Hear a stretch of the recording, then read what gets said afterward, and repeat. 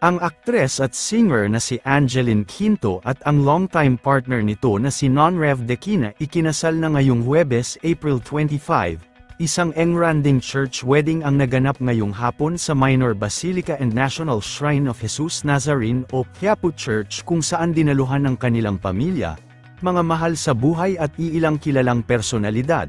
Kabilang sa mga dumalo ang singer na si Sarah Geronimo na siyang flower girl sa wedding, si Vice Ganda naman ang man of honor at si Eric Santos na siya namang ring of bearer.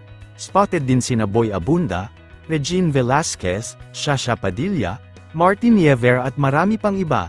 Napuno naman ng netizens at mga fans ang paligid ng Quiapo Church nang magsimula na ang wedding ceremony nito lamang alas 3 ng hapon. Narito panuurin natin ang iilang video ng mga kaganapan sa wedding nina Angeline Quinto at Non-Rev Dequina.